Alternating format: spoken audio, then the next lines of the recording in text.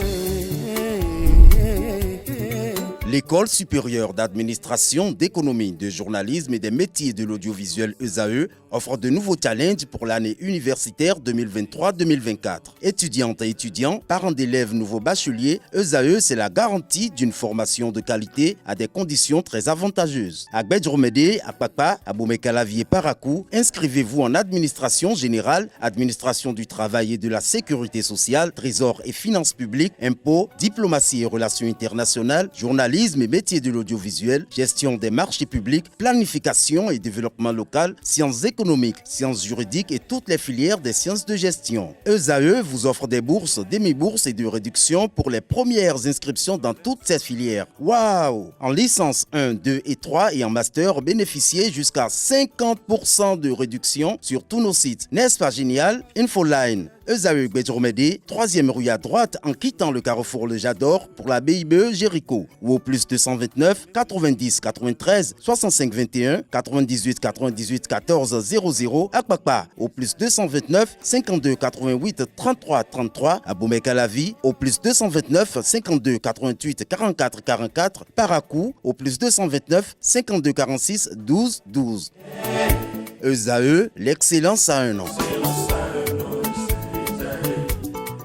Aneldo, bonjour à nouveau. À nouveau, bonjour à vous, Abdelkader Achiro. Le Bénin s'incline face au Sénégal. Effectivement, les Guépards du Bénin ont subi la défaite face aux Lions du Sénégal lors d'un match amical très disputé le 26 mars 2024 à Amiens en France. Malgré leur confiance renforcée, après avoir accroché la Côte d'Ivoire précédemment, les joueurs béninois n'ont pas réussi à capitaliser sur leurs opportunités en première période, avec notamment 2 occasions manquées par Steve Mounier, dont un penalty. La deuxième période a également été difficile, avec seulement un coup franc de Junior Olaïtan à signaler du côté du Bénin, tandis que Sadio Mané a finalement donné l'avantage au Sénégal sur penalty. Ce résultat décevant souligne la difficulté actuelle de l'équipe béninoise qui n'a encore remporté 2 victoires depuis 2 ans. Une série de 10 matchs sans victoire sous la direction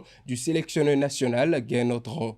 Loto, Popo et Coton FC se sont tenus un but partout au terme de la 9e journée de la Super League Pro. Effectivement, Loto Popo et Coton Football Club, le nouveau classique du championnat béninois, a encore fait des émules. Intensité, acte d'anti-jeu, fait de jeu, contestation et tension. Dans un scénario de rebondissement, les 2 équipes se sont tenues en respect sur le score nul d'1 but partout à Grand Popo dimanche dernier lors de la 9e journée de la Super League professionnelle. Revivez les moments forts de cette rencontre dans les conditions du direct.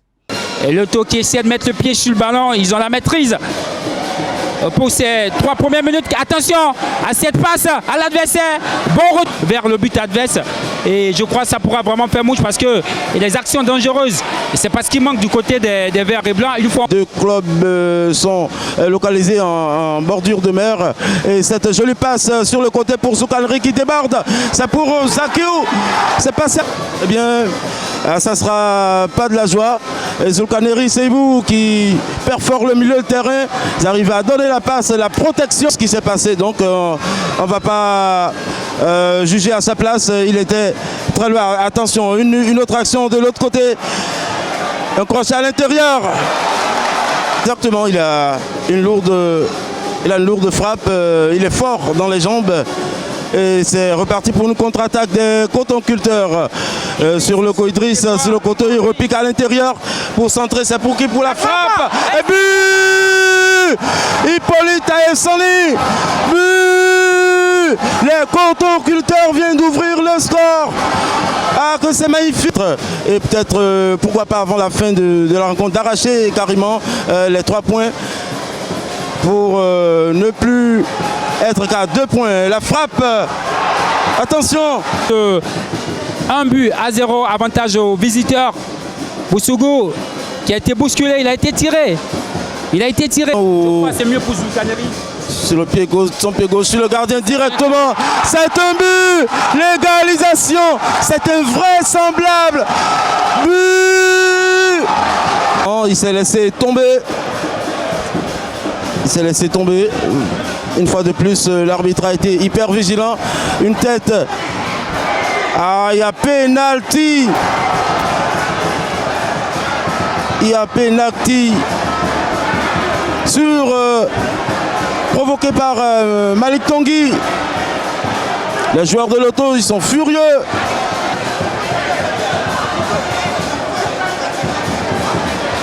Il n'est pas d'accord apparemment, ça va être annulé. Au ralenti à côté, ça a été un habit d'abord, même s'il y a cet imbroglio, il y a ce temps perdu et tout, mais quand même c'est pas facile, pas du tout facile. Rapidement, quelle parade dans son équipe. Attention, il y a bousculade entre Romari Kamoussou et l'arbitre. Emmanuel Godwin pour Idriss Bakary. Idriss Bakary qui essaie de rentrer dans la surface. Arrêté, stoppé par Zouk. 10 contre 11. Manim directement sur le gardien. Oh, long ballon de Joseph. Et une belle offensive pour Romari Kamoussou. Le ballon lui reste. Hippolyte descend dans le paquet. La tête manquée, non. On essaie de poursuivre l'action, la frappe et la tête. C'est passé au-dessus. Il va à l'abordage. On trouve Sanli. Attention, c'est une faute un peu grave. Il n'a pas vu. On espère que les autorités vont y travailler aussi pour que sur des matchs aussi importants, pour ne pas mettre... Ça prête beaucoup à polémique depuis des années et les situations sont... Ah, il est revenu sur la faute apparemment. Carton rouge pour Selim. Carton rouge pour Zulkaneri. Deuxième carton rouge.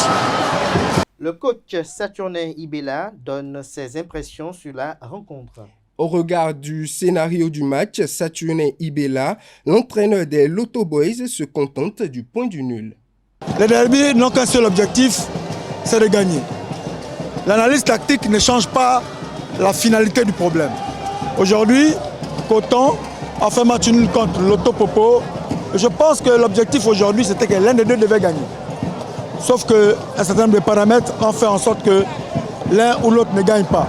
Donc, nous allons reconfigurer ça et revoir ça pour la prochaine journée. Dans un processus, il y a des choses qui marchent et des choses qui ne marchent pas. Je pense que le match d'aujourd'hui fait partie du processus. Et le processus voudrait qu'on se trompe, qu'on soit satisfait ou pas. Donc aujourd'hui, nous avons fait un match nul avec tout ce qui a accompagné le processus. Nous allons continuer à travailler. Le club a des objectifs. Je pense que nous allons tous nous atteler à faire en sorte que ces objectifs soient atteints. J'ai 28 joueurs. Chacun doit signer un contrat pour accompagner l'Auto Popo. Et chacun d'eux fera le nécessaire pour être toujours au niveau.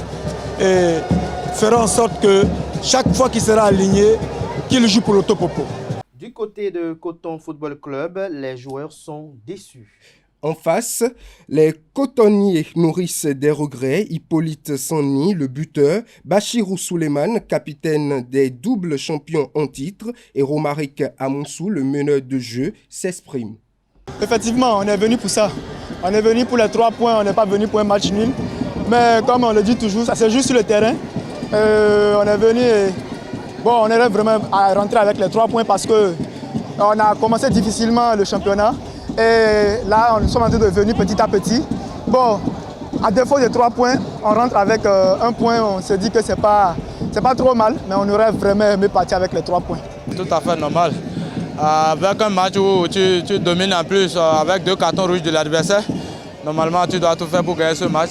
Mais malheureusement pour nous, ce qui n'a pas été le cas, ça ne nous met pas trop en méforme.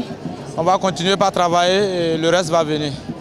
Bon, très belle entrée, je dirais, mais moi je ne suis pas satisfait parce que genre, ça fait un moment j'ai joué le championnat et c'était pas... Je pouvais faire plus, mais j'ai joué sur les consignes. Le coach a dit de ne pas essayer d'exagérer, ça va venir petit à petit parce qu'il y avait plein de trucs que je pouvais essayer, mais j'ai essayé de jouer sur les consignes du coach. Bon, je ne m'attendais pas à ça, c'était une frappe, je dirais.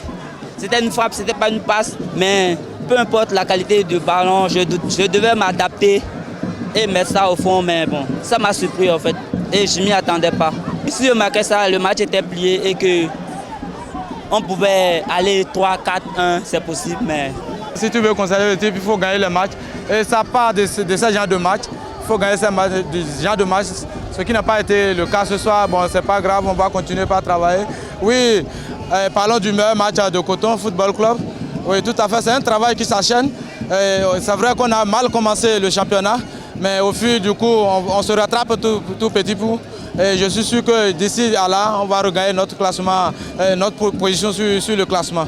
Ayema Football Club s'est incliné devant Banigansé, 0 but contre 1. Ayema Football Club a croisé les crampons avec Banigansé au stade Omnisport de Poubet. Au thème de la rencontre, les visiteurs l'ont emporté sur le score de 1-0. Retour sur les moments forts de cette rencontre.